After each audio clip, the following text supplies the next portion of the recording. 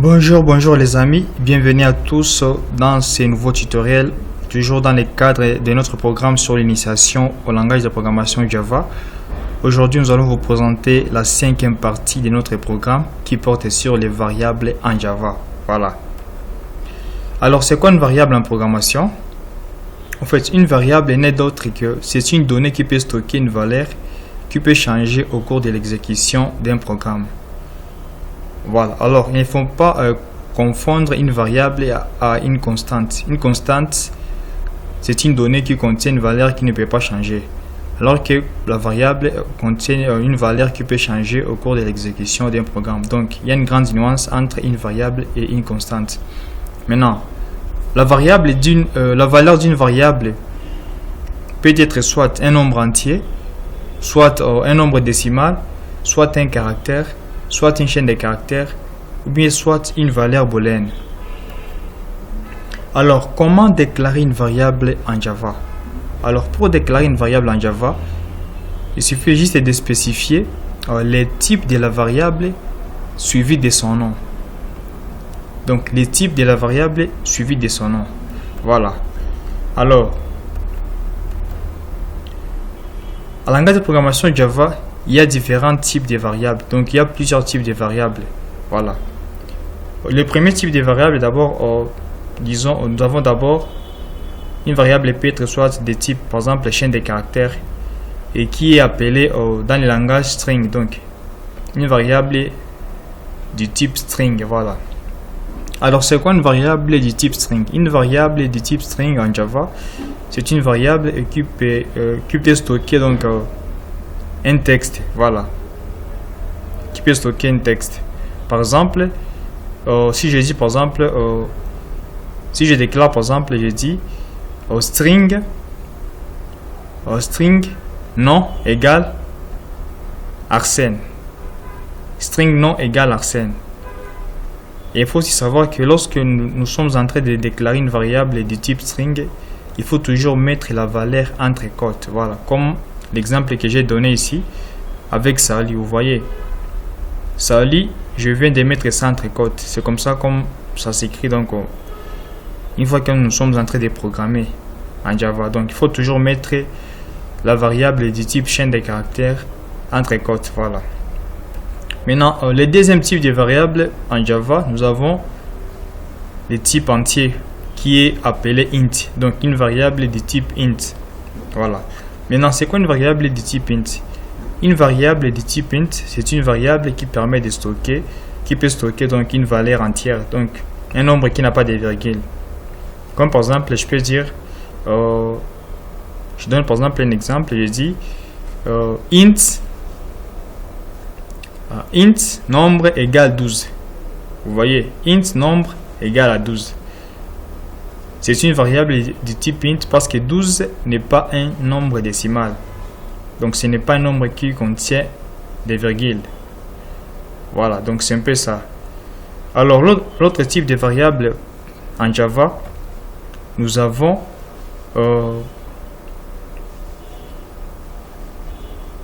d'abord, avant de citer un autre type de variable, il faut savoir que contrairement à une variable du type string, une variable du type int ne peut pas être mise entre côtes. Donc, comme je l'ai dit, lorsque nous déclarons une variable du type string, il faut toujours mettre ça entre côtes, entre guillemets, voilà, en programmation. Alors que pour une variable du type int, il ne faut pas mettre entre côtes. Donc, c'est ça la règle qui est appliquée.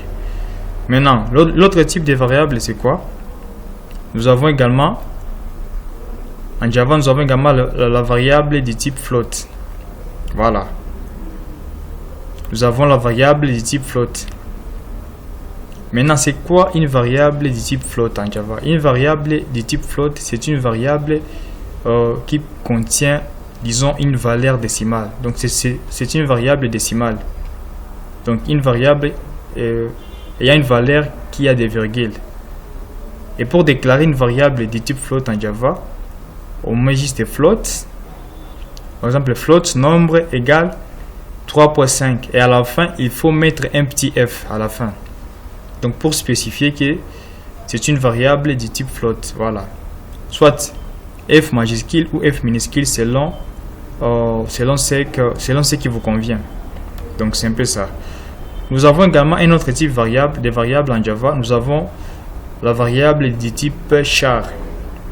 Voilà. Maintenant, c'est quoi une variable du type char? Une variable du type char, c'est une variable qui ne contient ne fût-ce qu'un seul caractère et qui doit être mise aussi entre côtes. Donc une variable du type char, c'est une variable qui ne peut contenir un seul caractère seulement. Contrairement à ce que j'ai dit précédemment, pour une variable du type chaîne de caractères, ça peut contenir donc plusieurs mots. Donc nous avons plusieurs caractères. Par exemple, comme je l'ai dit, par exemple, string non égale Arsène. Voilà. Dans Arsène, nous avons combien de caractères? Dans Arsène, nous avons 6 caractères. Alors que pour une variable du type char, ne fût-ce qu'un seul caractère seulement. Vous voyez, comme l'exemple que j'ai donné ici, je mets A.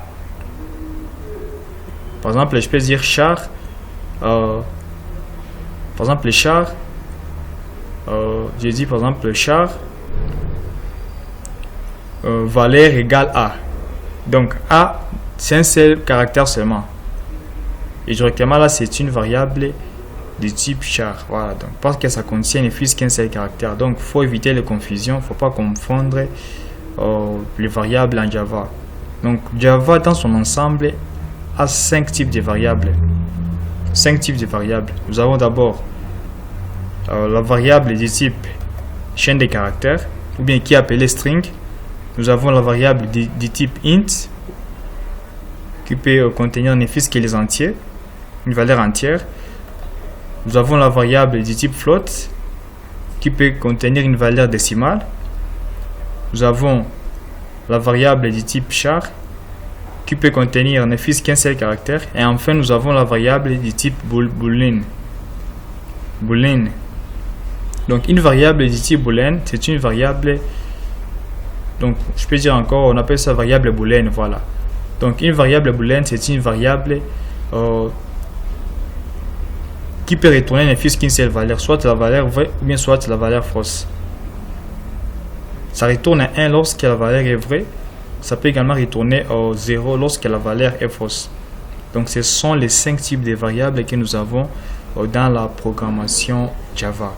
Voilà. Alors, dans le prochain tutoriel, maintenant, nous allons faire la pratique. Nous allons maintenant entrer beaucoup plus en détail. Nous allons maintenant pratiquer. Nous allons essayer un peu de faire la déclaration maintenant dans l'environnement de développement, intégré NetBeans. Maintenant, pour faire la pratique, pour que vous puissiez bien comprendre. Merci, c'était ça pour aujourd'hui. On se retrouve dans les prochains tutoriels. Voilà, merci.